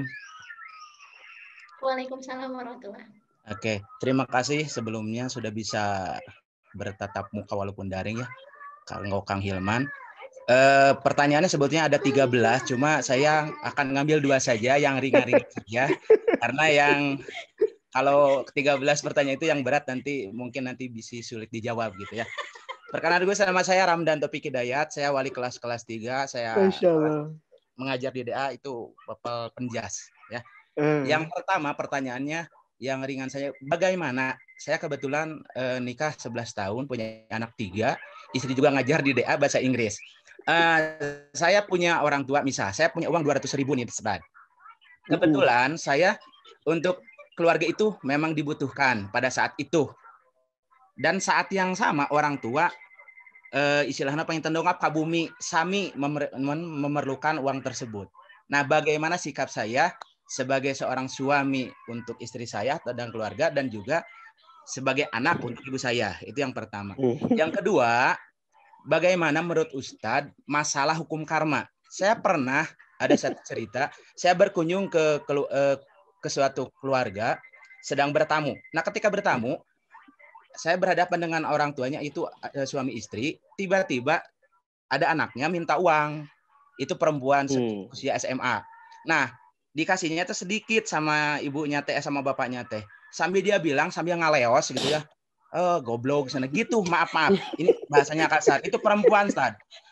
Itu saya tuh melongo gini gitu. Bahkan si orang tua pun jika naka isinan ku abdi oge tungkul gitu. Nah, si anaknya tersebut jadi sambil ngejubrugun panto, dia memang keluar. Terus kita terdiam gitu. Memang saya sedang bertamu. Nah, tapi si bapaknya teh, si ibu nangis, si bapaknya lain curhat pengen nyarios. Abi oge baheula ka orang tua langkung ti kitu sanata kitu. Pernah sana kitu. Jadi atuh teh ieu geunggeureurkeun we habet kitu. Jadi jadi bari ngegenggerkeun kasih anak tersebut segan karena memang dosa manehna oge lebih banyak katanya gitu. Nah, di sini. Nah, Pungitin pertanyaannya duka kumaha intinya seperti itu. Atur nuhun Kang Ustad. Assalamualaikum warahmatullahi wabarakatuh. Waalaikumsalam warahmatullahi wabarakatuh. Waalaikumsalam warahmatullahi wabarakatuh. Iya Ustadz, tadi saya simpulkan ada 4 pertanyaan ya. Yang pertama, bagaimana meneguhkan niat dan tawakal kepada Allah apabila nanti di masa depan tidak sesuai dengan apa yang kita harapkan. Kemudian yang kedua, kenapa katanya sistem pembelajaran di pondok hari ini sangat padat sekali gitu. Padahal kalau kita melihat ke negara Finlandia yang merupakan terbaik dalam sisi pendidikannya itu mungkin hanya 3 atau sampai 4 jam. Kemudian dari Pak Ustadz Ramdan, ini bagaimana sikap atau peran seorang laki-laki baik sebagai seorang suami ataupun anak dalam rumah tangga. Kemudian yang keduanya, bagaimana pendapat Ustadz tentang hukum karma ya tadi. Itu mangga silahkan Ustadz. Baik, Masya Allah. Bismillah. Pak Ustadz Ramdan, terima kasih mengingatkan saya suasana Garutnya menikitu pisan. Aduh, udah lama saya tuh nggak dapat obrolan kayak tadi tuh kayak Pak Ustadz Ramdan ya ngajogrog. Itu mah meni vocabulary yang jarang saya dengarkan sekarang teh. Dan tadi diingatkan oleh Pak Ustadz Ramdan, Masya Allah. Jadi saya dari mana ya bicaranya? Oke, mungkin dari yang pertama dulu. Begini teman-teman sekalian, adik-adikku. Ikhtiar mah kewajiban gitu. Jadi belajar mah kewajiban kita. Tapi hasil bukan kewajiban dan tuntutan kita gitu. Hasil mah yang punya hak prerogatifnya Allah gitu. Nahnu bitakhir wallahu bitakdir. Kita hanya bisa berikhtiar. Pada ujung nama Allah yang menentukan segalanya. Yang bikin hirup kita teh jadi ikutan Pak Ustadz Ramdan kieu suarana teh itu yang membuat hidup kita ini sulit kadang-kadang ya bukan karena ikhtiar kita, tapi yang membuat hidup kita sulit kadang-kadang kita itu selalu ingin ikut campur gitu dengan hak prerogatifnya Allah menentukan hasil terbaik dalam diri kita. Itu aja. Jadi kumaha Ahilman? Ya udah, belajar kewajiban, ikut kursus les kewajiban, teman-teman ngerjain tugas kewajiban, tapi hasilnya ya kumaha Allah. Tapi kita harus percaya bahwa apa yang kita dapatkan itu bukan bim salabim abrakadabra gitu. Pasti ada proses perjalanan yang begitu panjang sehingga kita mengantarkan pada posisi itu. Nah, maka di sini juga penting, jangan hanya mengedepankan ikhtiar dunia gitu bahasanya. Tapi ikhtiar langit. Ini bahasanya ikhtiar langit. Apa itu ikhtiar langit? Bangun di sepertiga malam, sholat tahajud. Ahilman dulu ketika dipilih jadi jadi asrama di asrama masjid gitu ya. Itu teh mau mau dan nggak mau gitu ya. Ya mau ya pengen di masjid, kita jadi dekat sama masjid. Ya nggak maunya kita kudu siap standby kan 5 waktu. Yang lain belum bangun, kita duluan bangun. Yang lain mungkin nggak ngebersihin masjid, kita harus kebersihin masjid. Dulu kan kalau nggak ada azan, kita yang azan. Jadwal kultum, kalau nggak ada yang kultum, kita yang naik gitu. Dulu memang terasa kepaksa gitu. Tapi saya percaya bahwa ternyata ketukan-ketukan langit itulah ya. Ikhtiar langit itulah yang kemudian kita datang di sepertiga malam, kita nangis sama Allah di sepertiga malam. Justru itulah yang berjalan gitu. Yang bisa menguatkan kita pada takdir-takdir yang baik. Maka percayalah ya, jika teman-teman sudah berdoa, tapi doa teman-teman belum diijabah di waktu yang cepat, maka Allah akan mengijabah di waktu yang tepat. Saya ulangi ya. Kalau kita sudah meminta sama Allah, tapi belum diijabah di waktu yang cepat, maka Allah akan ijabah di waktu yang tepat. Ahilman dulu, jujur ya, ketika kelas 3 SMA, kata ibu saya, Man, lamun rek kuliah, usahakeunnya ulah menta biaya ke mamah, dan mamah teu boga duit, nggak punya uang. Itu yang saya bayangkan pertama tuh. Jadi kalau mau kuliah, gimana caranya beasiswa? Karena orang tua saya nggak punya uang. Sampai pernah tuh satu kali lucu kejadian. Kan dulu saya mau ikut SPMB ya, dulu SPMB kalau nggak salah. Itu ada formulir. harganya 200.000 kalau nggak salah. Terus saya bilang sama ibu saya, Mah, Iman teh mau ikut SPMB, harganya 200.000. Apa jawaban ibu saya? Nah, hajang Iman, can ge kuliah geus mayar cenah. Jadi can ge kuliah geus mayar. Padahal saya bilang ini mah buat formulir. Udah dari situ saya nggak pernah kepikiran lagi untuk minta biaya sama ibu saya. Maka saya selalu konsultasi dengan guru-guru saya. Dulu masih ingat Pak Opik ya. Saya dikit-dikit ke Pak Opik, dikit-dikit ke Pak Opik. Pak, saya kuliah di mana atuh? Yang lain udah keterima ke sini. Nah, adalah beasiswa Depag waktu itu. Wah, ikutan lah beasiswa Depag, ikutan isi formulir, ikutan tes ke Bandung, semuanya ke Bandung gitu. Alhamdulillah nggak lulus. Ya, yang lulus alhamdulillah diantaranya sekarang jadi istri saya tuh. Ya, mungkin tahu lah Teh Lina gitu ya. Alhamdulillah lulus dia ke Jogja. Aduh, saya bilang dia awalnya Teh Lina, jujur ya, saya tuh waktu saya tuh dengan Teh Lina ya, itu tuh cinta yang tidak tidak berkurang gitu dari dulu, dari DA sampai saat ini tuh. Dan alhamdulillah Allah jodohkan sampai menikah gitu. Dikejar, pokoknya saya waktu kuliah tuh mikirnya cuma 2. Satu, kuliah sesuai dengan kemauan saya. Yang kedua, Teh Lina kuliah di mana, saya ikutin kuliah di mana gitu. Pokoknya emang nggak mau jauh lah dari Teh Lina, gitu cerita nama gitu. Nah awalnya Teh Lina tuh keterima ke Bogor di IPB kalau nggak salah. Nah maka saya gimana caranya bisa kuliah ke Bogor? Tapi tetap boga duit teh lieur kan, kahayang loba duit itu kan satu keinginan yang tidak nggak jelas gitunya. Kemauan tinggi tapi nggak punya uang, padahal semuanya serba bayar. Maka pokoknya saya bilang ke Pak Opik, kalau ada beasiswa tawarin ke saya. Kalau bukan beasiswa nggak usah tawarin ke saya, karena saya pasti nggak bisa kuliah. Wah pokoknya mah kalau ada beasiswa nawarin, sampai semua diikutin. Sampai singkat cerita itu ada beasiswa ke Tripoli ya, ke Libya waktu itu. Dari PP Muhammadiyah. Ditelepon lah saya. Hilman, ini besok ada tes ke Libya, cenah. Kudu berangkat besok. Aduh Pak, kumaha ieu teh? Saya nggak punya ongkos. Masih ingat saya masih ingat tuh. Sok ya ku Bapak di ongkosan. Mudah-mudahan Pak Opik sehat terus gitu. Sok ku Bapak di ongkosan. Saya berangkat malam-malam, itu masih ingat tuh. Kalau nggak salah, besoknya lusa itu tapantri kalau nggak salah. Jadi saya tuh 2 hari sebelum tapantri itu harus berangkat dulu ke PP Muhammadiyah gitu. Tes lah ke sana. Qadarullah kemudian belum ada jawaban kan, lama sekali. Saya bingung harus kuliah kemana gitu. Teman-teman sudah ada yang keterima di sini, saya belum gitu. Maka saya ikut kakak saya Aholis ke Lampung. Kata Aholis, udah mana ke Lampung we cenah. Ke Lampung. Udah saya ke Lampung. Di Lampung itulah kemudian saya dapat telepon lah dari PP. Ya, Hilman cenah. Ya katampi ada 22 orang yang keterima ke Libya. Dan hanya 12 orang yang sudah dapat visa untuk berangkat ke Libya. Salah satunya saya. Nah, Masya Allah. 2 bulan sebelum berangkat, ada telepon dari Tazkiyah, kampusnya Ayah Syafi'i Antonio. Saya juga dapat beasiswa dari Tazkiyah. Wow. Kan gelisah tah kumaha ya? Ambil mana ya? Apakah ambil ke Libya 2 bulan lagi mau berangkat ya, atau kuliah dulu lah di Tazkiyah gitu. Saya nanya ibu saya, "Mah kumaha kira-kira ke mana?" Kata ibu saya, "Man lah ulah tebih teuing kuliah teh. Nu caket we. Sigana mamah pondok umur." Saya masih ingat kata-kata itu. Sigana mamah pondok umur, bisi mamah tepang jeung iman. Geus we cenah di Bogor lah, sok kuliah heula. Engke mun aya kesempatan angkat keluar atuh. Udah, akhirnya saya masuk dulu ke Tazkiyah, sebulan, 2 bulan, sampai ke hari keberangkatan ke Libya tuh, saya nggak bisa berangkat kan, karena kondisi saya memang waktu itu tidak diizinkan. Saya masih ingat tuh, Ustaz Adi itu datang ke Bogor tuh, nanya, Hilman kumaha? Bade angkat, iya aku kumaha kia. Tapi memang qadarullah ya, feeling ibu itu memang mungkin kuat gitu ya. 2 tahun setelah itu kan kejadian di Libya gitu ya, Muammar Gaddafi waktu itu. Sehingga kita harus dipulangkan semua kan yang masuk ke sana gitu waktu itu.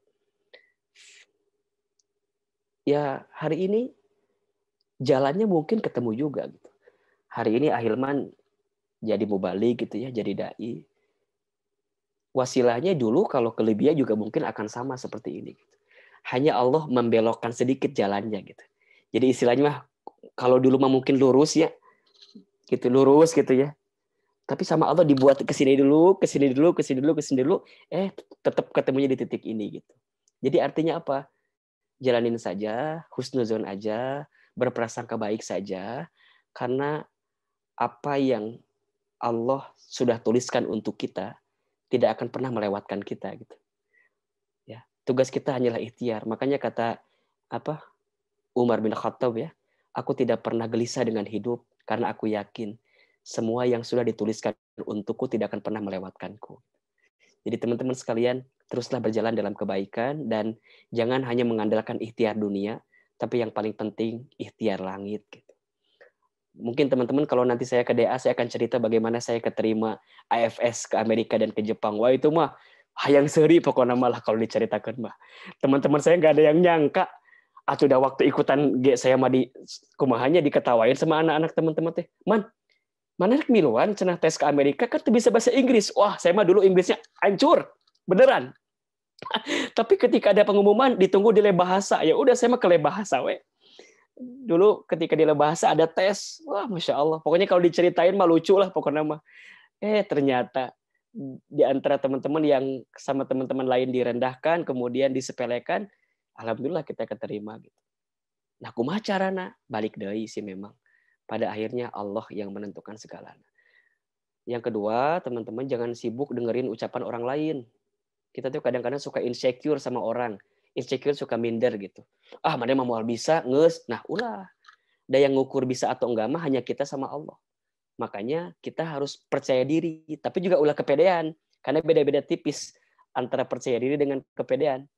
Kalau kepedean mah kita nggak usaha, kalau percaya diri mah kita berusaha sekaligus kita punya keinginan. Jadi tadi yang bertanya, teruslah punya keinginan, tulislah mimpi-mimpi itu, jangan pernah lepaskan dalam doa-doa kita, banyak doa sama Allah. Kemudian ya tawakal ilallah kan gitu. Bismillahi tawakkaltu Allah la haula wala quwata illa billah. Mudah-mudahan kelas 6 yang mau kuliah Ahil mendoakan, mudah-mudahan dapat tempat yang terbaik, kuliah yang terbaik, yang sesuai dengan apa yang Allah inginkan. Saya ulangi ya. Bukan dengan apa yang kita inginkan, tapi yang Allah inginkan. Karena apa yang menurut kita baik, belum tentu baik menurut Allah. Tapi kalau yang baik menurut Allah, itu pasti baik untuk kita. Ingat Al-Baqarah 216 ya. Wa asa an takrahu syai'an wa huwa khairul lakum. Wa asa an tuhibbu syai'an wa huwa syarrul lakum. Wallahu ya'lamu wa antum la ta'lamun. Boleh jadi kamu membenci sesuatu, padahal itu sangat baik bagimu. Boleh jadi kamu menyukai sesuatu padahal itu buruk bagimu. Allah lebih tahu, sedangkan kamu tidak mengetahuinya. Nanti kalau teman-teman misalnya kuliah di mana, nggak sesuai dengan rencananya, jalani aja. Jangan menyalahkan keadaan. Jangan suuzon. Jangan nasik ya. Jalani aja. Berikan yang terbaik. Insya Allah hasilnya pasti yang terbaik. Alhamdulillah, dulu waktu di DA kan nggak sempat berangkat ke Amerika karena kondisi waktu itu ada bom Bali. Jadi kita dikurangin waktu itu. Masya Allah 2016-2017 Ahilman dapat kesempatan syafari dakwah di Amerika.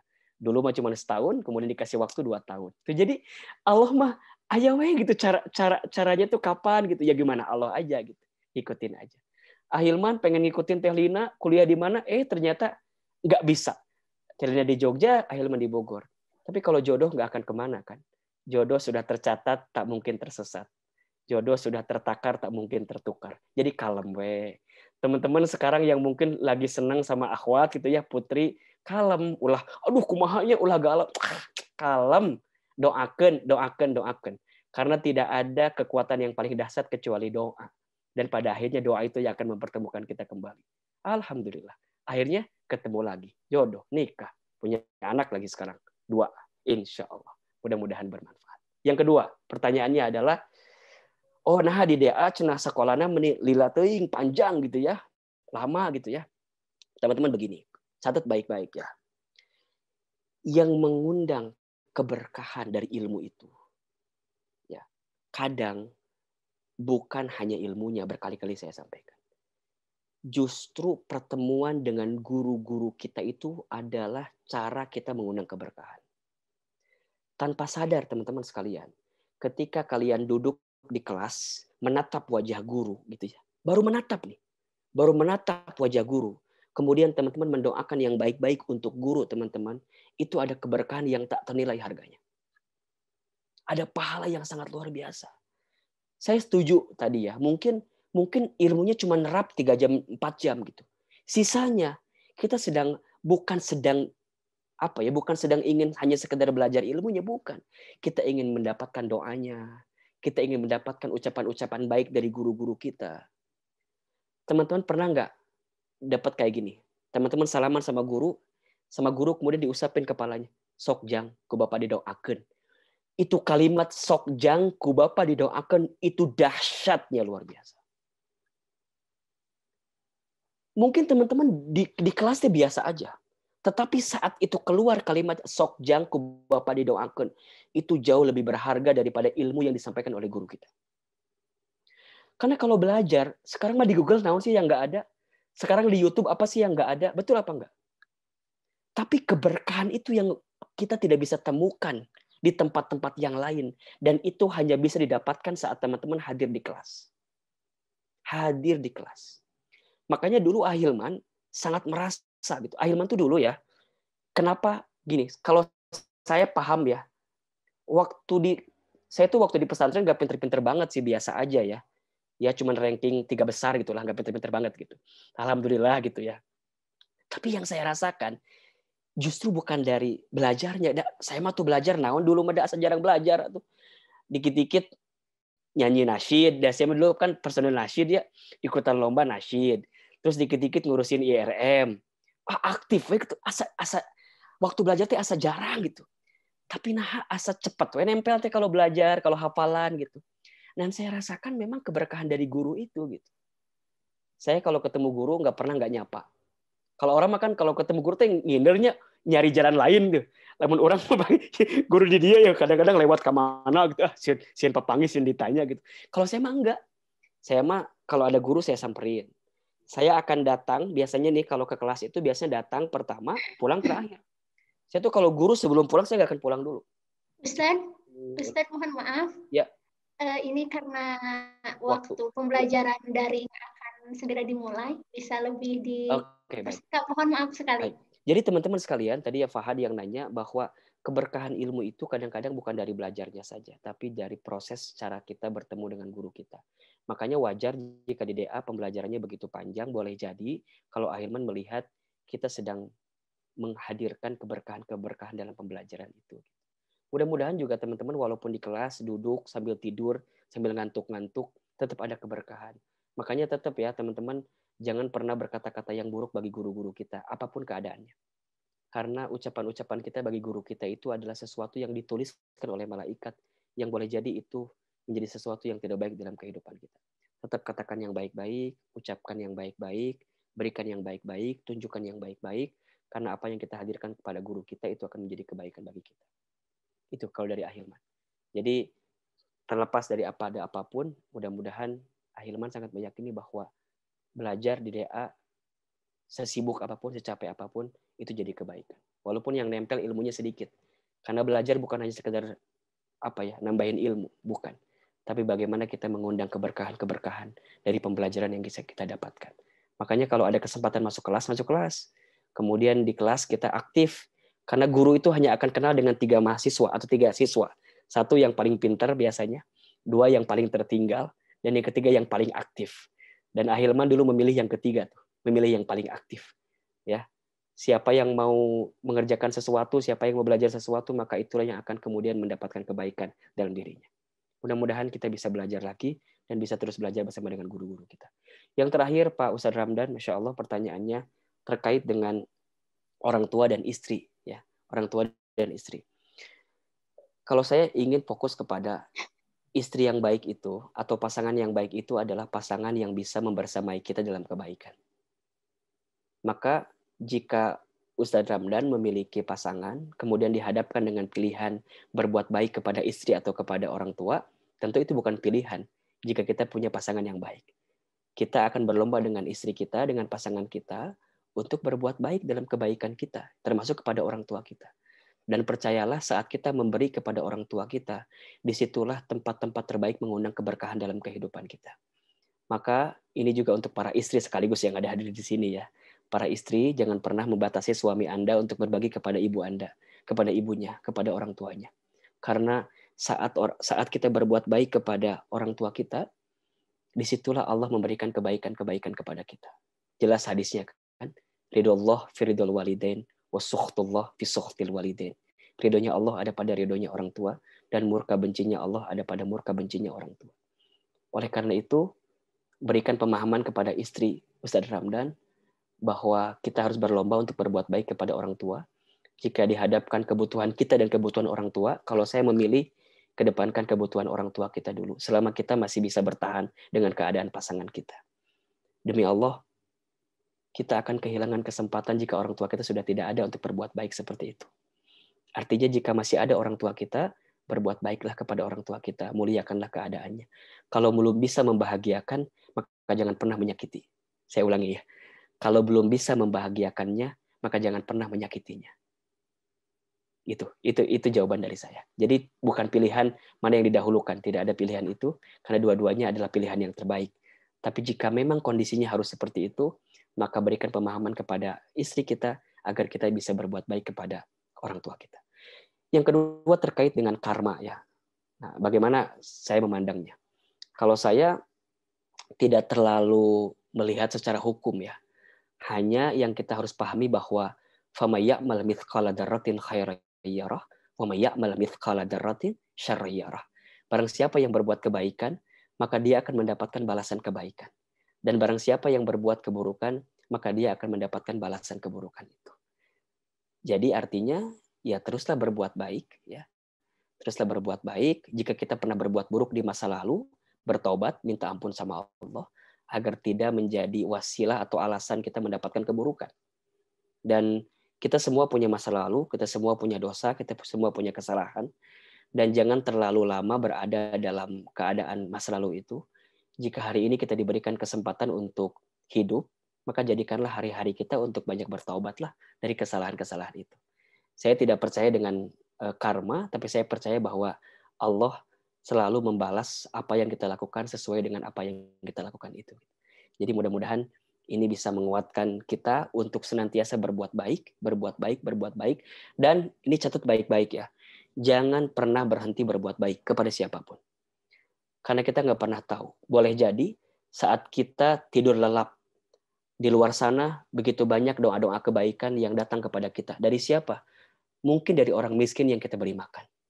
Mungkin dari orang sulit yang kita lapangkan hidupnya. Mungkin dari murid-murid kita, santri-santri kita yang kita berikan ilmunya. Maka jangan pernah berhenti berbuat baik. Teman-teman pembina, teman-teman guru DDA, punten ya, mohon maaf. Kalau misalnya apa yang kita dapatkan dalam urusan dunia saat ini tidak seberapa gitu. Mungkin tidak banyak, mungkin kurang. Tapi percayalah ada pengabdian-pengabdian yang begitu besar yang dicatat oleh Allah Subhanahu wa taala. Jangan mengeluh saat teman-teman dipilihkan oleh Allah menjadi bagian untuk membina, mendidik anak-anak kita di santri Darul Arqam ini. Demi Allah yang paling mahal untuk teman-teman itu, untuk guru-guru, untuk para pembina, itu yang paling mahal itu bukan gajinya. Yang paling mahal itu bukan salary-nya. Yang paling mahal itu bukan dapat berapa yang kita selama ini dapatkan setiap bulan, bukan berapa besar rumahnya, bukan, tapi yang paling mahal adalah saat ada di antara santri kita, kemudian dia menjadi santri yang soleh, kemudian nanti mendoakan kita, maka itulah yang tidak akan pernah terputus walaupun kita wafat. Idza mata ibnu Adam inqata'a amaluhu illa bitalasin. Ketika kita meninggal terputus semua amal kita kecuali 3 perkara. Dan yang terakhir apa? Waladin salihin yad'ulah. Anak soleh yang mendoakan. Saya memahami hadis ini ketika ditulis dengan walad, itu bukan hanya anak kandung, tapi anak manusia. Kalau anak kandung harusnya ibnun kalimatnya. Tapi ini walad, anak manusia. Maknanya adalah semua anak manusia yang soleh, yang mendoakan kita sampai kepada kita doanya. Termasuk saat kita punya santri, saat kita punya anak didik, saat kita punya murid yang kita didik menjadi anak yang saleh dan dia mendoakan kita nanti, itulah pahala yang terbesar. Saya nih kalau diminta kemudian saya juga dikasih kesempatan boleh memilih. Saya ingin sekali kembali ke Darul Arqam. Saya ingin sekali juga berbagi untuk santri-santri Darul Arqam, untuk guru-guru Darul Arqam, untuk pondok pesantren Darul Arqam. Pengen banget. Kenapa? Karena di tempat inilah saya menemukan banyak kebaikan. Dan tentu dengan segala bentuk upaya yang kita miliki saat ini, saya ingin berbagi banyak untuk Darul Arqam, untuk santri-santri kita, untuk adik-adik kita ke depan. Maka terakhir, teman-teman sekalian, kalau ada yang bisa saya bantu, kalau ada yang bisa saya support, kalau ada yang bisa saya gerakan, kalau ada yang bisa saya kuatkan, jangan sungkan-sungkan untuk meminta. 24 jam silakan. Ya. Ibu Nunung melalui mungkin komunikasi dengan Teh Lina gitu ya, untuk hadir hari ini ke saya, Masya Allah, jazakillah khair, terima kasih banyak. Gitu. Dan guru-guru yang lain, para pembina yang lain gitu ya. Selama untuk kepentingan Darul Arqam, untuk santri-santri kita ke depan, jika saya mampu, jika saya ada kemampuan, maka silakan jangan sungkan-sungkan. Jangan sungkan-sungkan. Karena saya pun juga ingin mendapatkan pahala sebagaimana pahala yang didapatkan oleh para pembina semua. Ya, para guru-guru semua di Darul Arqam semua. Jadi terakhir, teruslah bersemangat menjadi mujahid-mujahidah di Darul Arqam, di pondok pesantren kita. Allah mencatat semua kebaikan para guru-guru semua. Dan dari hati yang paling dalam, saya mencintai semua karena Allah. Semoga para guru-guru disehatkan semua, dipanjangkan umurnya, diberkahi semua rezekinya. Dan doa kita bersama, sebagaimana kita disatukan di dunia, semoga Allah kumpulkan kita nanti di surganya. Buat adik-adikku, anak-anak Darul Arqam, santri, lihatlah banyak alumni-alumni yang begitu sukses. Teman-teman tinggal lihat ingin seperti apa, ingin jadi apa. Portofolionya begitu luar biasa. Banggalah teman-teman menjadi santri Darul Arqam. Karena hari ini begitu banyak orang yang berlomba ingin menjadi santri Darul Arqam. Ahilman dengar katanya PPDB ya, penerimaan anak didik baru tuh ngantrinya luar biasa. Kemudian begitu banyak orang yang ingin masuk DA dan Masya Allah teman-teman bersyukurlah menjadi bagian dari keluarga besar santri Darul Arqam. Semoga bermanfaat dan mohon maaf lahir dan batin. Dan terakhir para guru mohon doanya, doakan kami di sini, doakan saya semoga istiqomah dalam dakwah, semoga dikuatkan dalam kebaikan-kebaikan. Dimanapun sampai kapanpun saya tetap santri dan saya akan terus menjadi santri. Maka jika ada yang salah dari saya, jika ada yang kurang dari saya, para pembina, para guru jangan sungkan-sungkan ingetin saya. Jika ada perkataan saya, ucapan saya, dakwah saya yang mungkin keliru dan salah, jangan sungkan-sungkan ingetin saya. Karena saya masih sangat butuh pembelajaran dan pendidikan dari para guru-guru semua. Barakallahu fikum. Mudah-mudahan bermanfaat. Mohon maaf lahir dan batin. Karena yang benar tentu dari Allah. Yang salah murni dari saya. Yang banyak kekurangan dan kesalahannya. Wabillahi taufiq wal hidayah. Wassalamualaikum warahmatullahi wabarakatuh.